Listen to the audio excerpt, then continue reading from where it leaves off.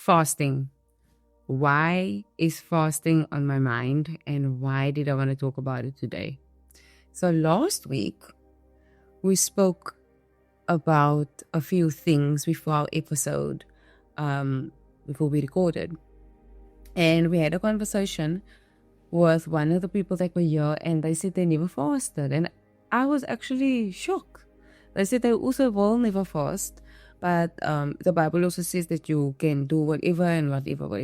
There was a whole other conversation. I was like, okay, that's interesting. So that means that my perception and his perception will never see the same. No matter how I'm trying to explain something to him, he will never see it from my side, and I will never see it from his side. It was crazy for me, but I also could appreciate it because the two roads can lead to one destination, which opened that part up for me too, because a lot of people thrive on red meat. We've seen it, and a lot of people thrive on vegetables, and a lot of people thrive on different types of things. So I guess it's also according to your blood type. But I have a few notes that I made of why me and Ashley started asking questions about fasting and why we started doing it regularly. The first thing was obviously we would go to the Bible. The first sin that was ever committed, the Israelites was looking for food for 40 years.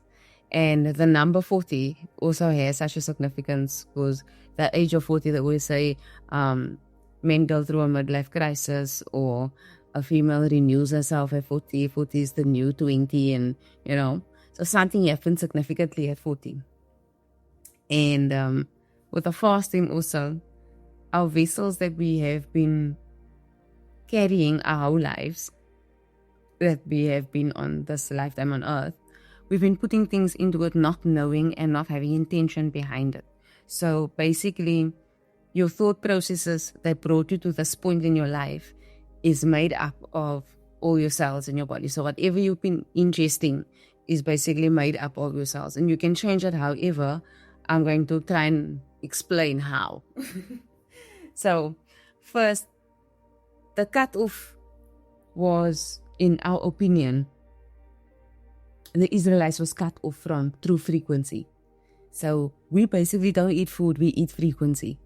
So there's a verse in the Bible also where God says, man cannot live on bread and water alone, but he will fill you with new bread and the living water that he gives.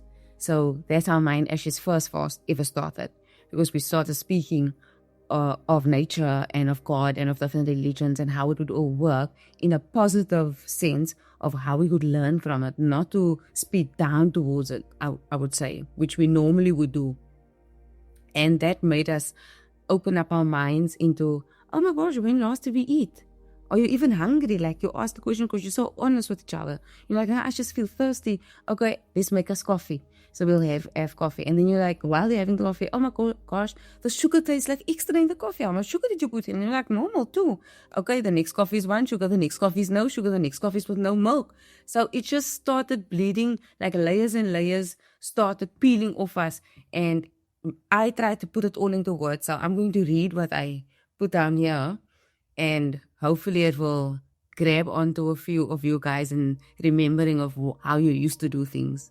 So I wrote down a few notes that say just cut them off from their frequency.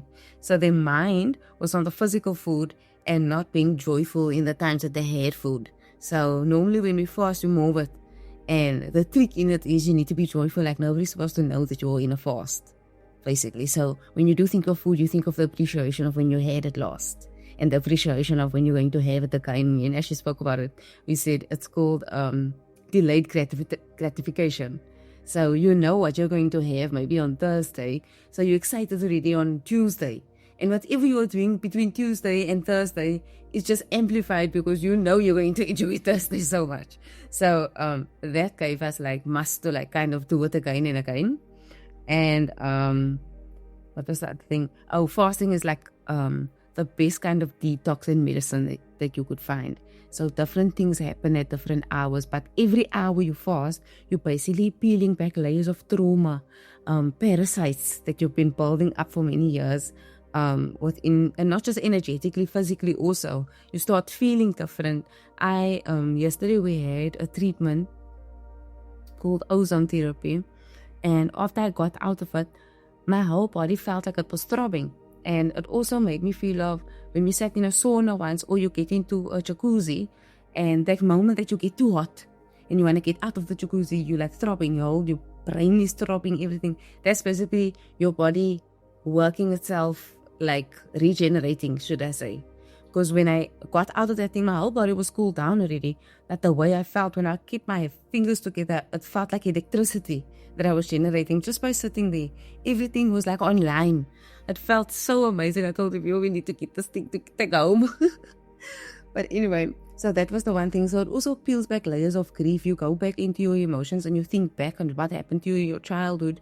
And you were scared of thinking of certain things, of possibilities, of asking questions. But when you fast, you feel you have the courage to ask those questions.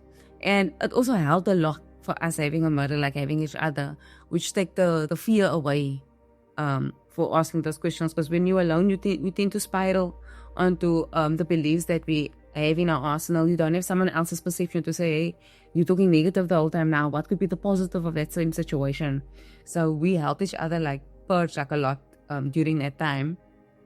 And then the biggest thing that we've noticed through the fasting, when we got to past 72 hours, that would be normally 3 days, was our senses became more online, if you could say that. Like the sense of smell became more fine-tuned. The sense of touch became more fine-tuned. Like when Ashley spoke, like the vibration of his voice would, like, I could feel it. Like I would get like goosebumps. So the longer the fast goes, everything becomes more sensual, if you can explain it like in that form. So how we started this wasn't just by going cold turkey or so. We started seeing that the green juices that we normally like to eat, like the crunchy things, if we would juice it, you would have so much more in a quicker shot form. So your body would basically eat the electricity of it so much quicker, and you would flush out your system so much faster. So obviously celery, if you can think off the top of your head, and cucumber, which would have a lot of water, watermelon and things like that, oranges. So we got a juicer and we started juicing things, and we started feeling that that gave us more energy than actually physically chewing food, which exudes energy out of your system. And we appreciated it also so much more.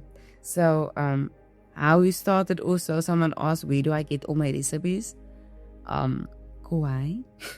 The recipes on the board, or it's on my delivery app. So I basically just took that and like mixed our own ratios differently to our taste buds. And kids is always the best diagnostic to use, and Demi loves it. So, and Brody tried it also. He said it wasn't bad. So it's a good way to start for the whole family to have it. Yeah, that's where we started, and we'll be continuing. So that was the one section. Thank you guys for tuning in. For the next few minutes that I have, I would want to talk about the similarities between the two different religions, mainly, that intrigued me and Ashley. Have a good day. Cheers.